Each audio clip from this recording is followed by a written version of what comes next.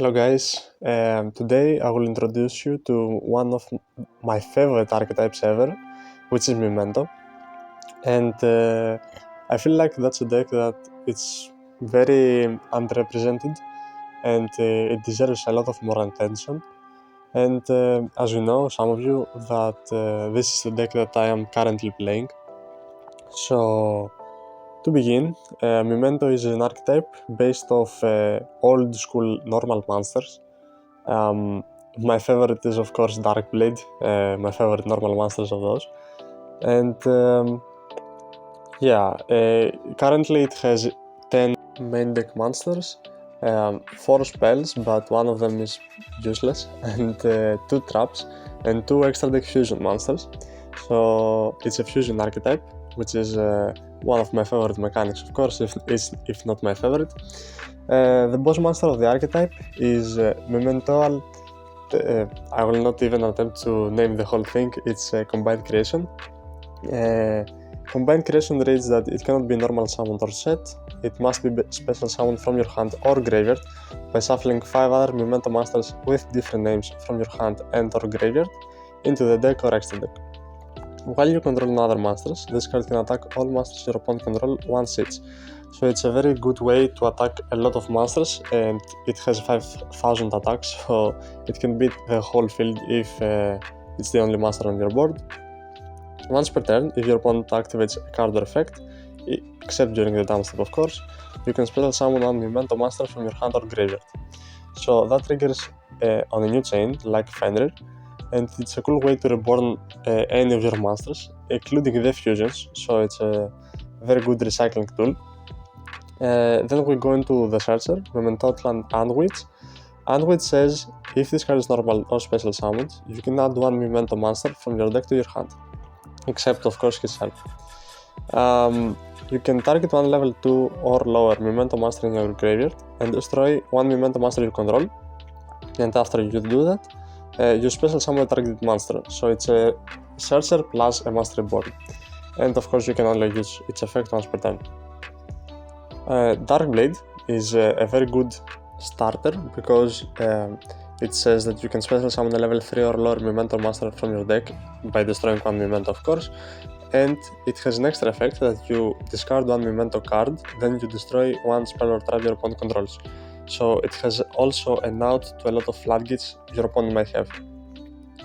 Mementotland Tatsunosigo is a beast level 5 and it's a very good extender plus starter that states if you do not control any face-up monsters other than Memento monsters, you can special summon this card from your hand, and during the main phase you can destroy a Memento monster you control and send any number of Memento monsters with different names from your deck to the graveyard whose level total are less than or equal to the destroyed monster's original level. So by popping this card you can send up to 3 monsters if you send one level 3 and 2 level 1s, or you can send 2 monsters, one level 2 and one level 3, and so on and so forth. And it's a very cool way to extend because the next monster I will mention is Mementotland Gatic, that states if this card is normal or special summon, you can target a Memento card in your graveyard, except itself, but you only play one of these, and you add it to your hand. If this card is sent to the graveyard by Memento monster effect, you can special summon this card. So you see how it synergizes with Tatsu, because you send it to the graveyard, and of course after that you special summon it back, and then you add one of your Memento monsters from your graveyard to your hand. And the monster that is very useful to add back from the graveyard is Mementotland Sleepy, which is a level 3 monster, so if you send Gatic plus this with Tatsu, you can add it back, and it states that during the turn the monster in your possession was destroyed by a card effect, you can special summon this card from your hand. So it's an extender very good already. If this card is normal or special summon, you can fusion summon one Memento fusion monster from your extra deck using monsters from your hand or field. So it's a polymerization on summon. If this card is destroyed by a battle or card effect, you can send one Memento card from your deck to the graveyard, except itself, and you can only use its effect once per turn. So it's a level 3 body, which is very useful, and it provides you with a Foolish Barrel effect plus a fusion, which is very important in this deck. Next, Memento Maze is a level 1 monster during your opponent main phase. If you control Combined Creation, quick effect, you can discard this card and target one monster your opponent controls, take control of it until the end phase.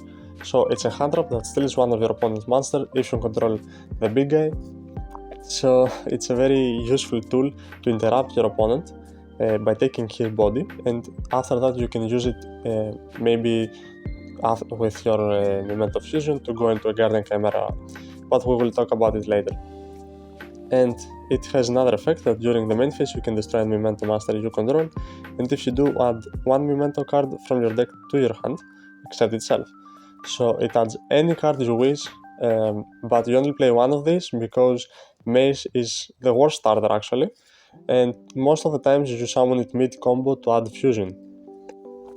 Next we have Memento Goblin, which is another level 1 Fiend monster, and it says during the main phase, if you control Combined Creation, you can discard this card.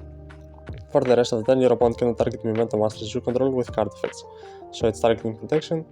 And during the main phase, the most useful effect, you can destroy one Memento monster you control, and if you do, send up to 2 Memento cards with different names from each other from your deck to the graveyard, except itself, and you can only use its effect once per turn. So it's fools for 2, and it fools its cards, not monsters necessarily, so you can do a lot of useful things. And the Goblin in its name gives you a lot of synergy with cards like Goblin Bikers, which we will talk later. Mimetorland Horned Dragon is a level 8 Dark Dragon that says if you have 3 or more Memento Masters with different names in your graveyard, you can special summon this card from your hand. Note that this effect does not activate, and it's an inherent summon for a big body, and it's a very good extender as well. You can only special summon this card once per turn this way, and if this card on the field is destroyed by a card effect, you can target 3 face-up cards on the field, including a Memento card you control, destroy them.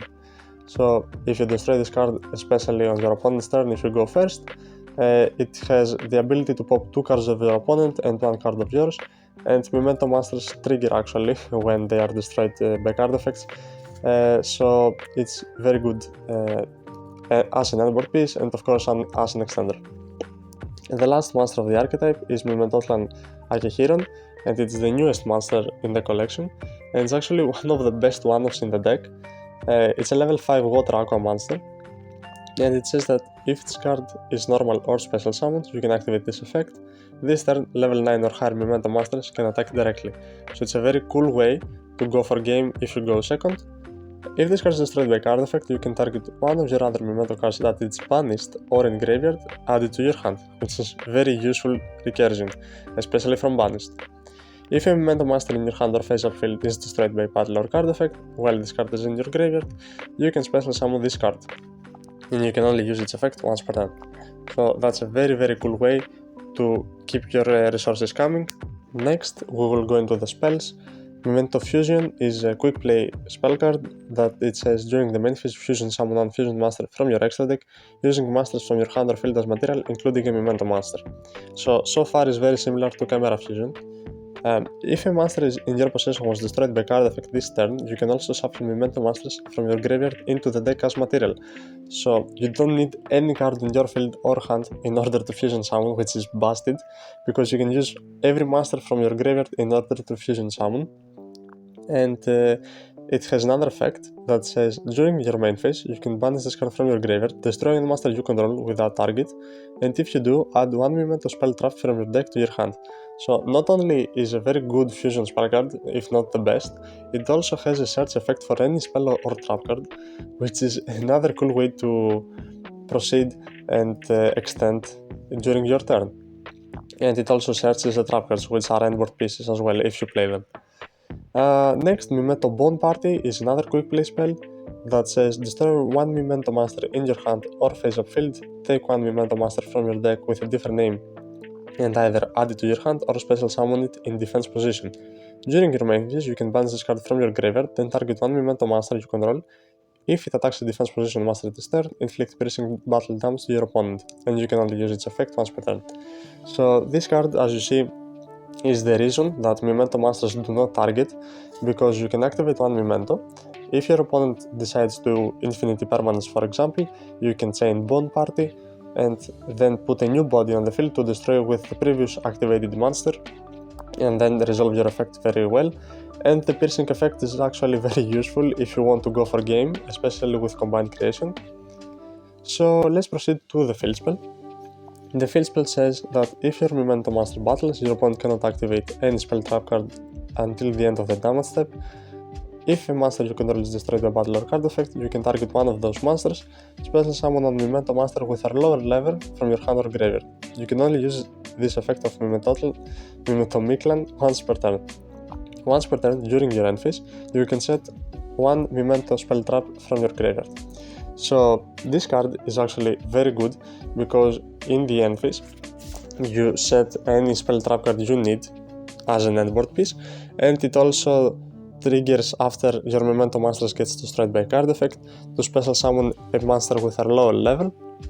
So that's also very good, and keep in mind that the monster destroyed does not need to be a Memento Master. You can also pop like an Nibiru, which is a level 11, and trigger the field spell and then summon anything you want from the graveyard, basically.